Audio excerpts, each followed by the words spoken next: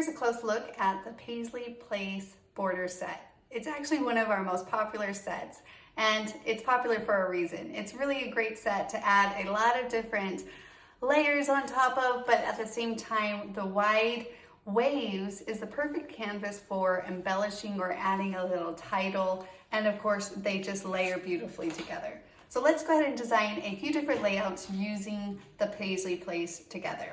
All right, so first off, I always like to do a quick reminder that the borders, you could use them alone, you can mix and match pairs together, but so you could do like just the Paisley Place 2A, 2B on a layout, and this will get your layout going. So this is kind of a nice hard foundation to start building your design on top of. If you want to do kind of like a locked in frame, you can do top bottom, adding a little bit of a movement and wave to your page. And then of course, we would add your pictures into that frame that you just created as well. So if you wanted to do a cross, design like this one, you could be really fun to kind of add in your photos all the way across your page, like so. Let me see, I need another one. Could be really cute. Just kind of doing those, following those waves that you just created with your border. Now, of course, naturally, taking the Paisley Place 3A, you can easily add another layer, and that's across the board. All the designer templates make it super easy to add layers, to play with different design elements, to come up with different layout options, and ultimately see what you like before you cut into anything. Now, as far as cutting out to the borders, it's very simple. Basically, of course, you're just going to take your matching piece. Say, for example, I wanted to take this bottom piece. I would take the matching piece and I would trace and cut these out together.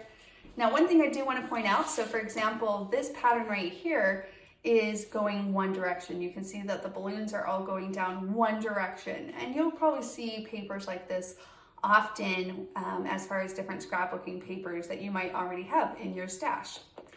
If that is the case, when you are cutting out your borders, I do recommend, if you know what paper you're going to use, to do a top-bottom design. So something like that, right? Where it's on one side it's the top and one side it is the bottom.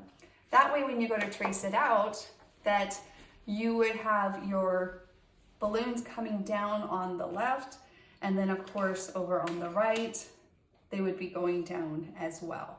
So just keep that in mind when you're cutting that out. Otherwise, if you do a side design, let me go ahead and flip this for a moment. Like say we wanted our borders to be on the left, you could still do one on the top if you'd like something like that, okay? Now, if I was tracing and cutting it out of that same paper that I was just sharing with you, I would trace it out. Of course, my balloons would be coming down on this side, but when I go to replace this piece, my balloons would be floating to the left. Honestly, sometimes I'm okay with my patterns being sideways. It just depends on the pattern that you're using, but just keep that in mind as well. All right, and that's of course for all the borders in general. I just thought I would share that with you because I noticed that this balloon pattern, of course, that pattern was going down just the one direction.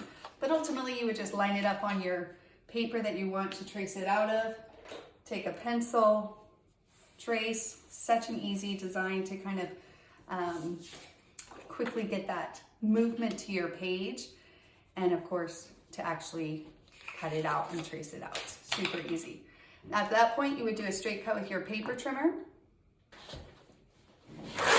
Okay, so I went ahead and did a straight cut there, and then you would just follow that line and cut it once up the center. One cut up the center is going to give you those two pieces. So once again, you'll see how this pattern, because it was one directional, how that will play into where you place those borders on your page. Easiest way is just to kind of stick to a top-bottom design, and this can be either way. You could do top on the left or on the right and bottom on the left. So very easy to do that. And or you could trace another pattern out of the opposite color on the other side and do a really fun back-to-back design with this border set. Ultimately, I just love how easy it is to use these wide waves. You can add easily a sentiment, a photo on top of those designs, and still create a really beautiful frame that, you know, uses your paper to dress up your page for you. So it will show those patterns that you cut that paper out of as well.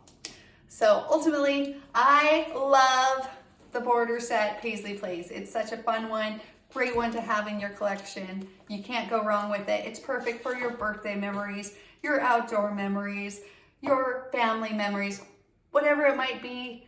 You change the paper, the look changes with it, and that is true for Paisley Place for sure. I can't wait to see what you play to create with the Paisley Place. Make sure to share it with us in the community. And until next time, keep playing to create. Bye now.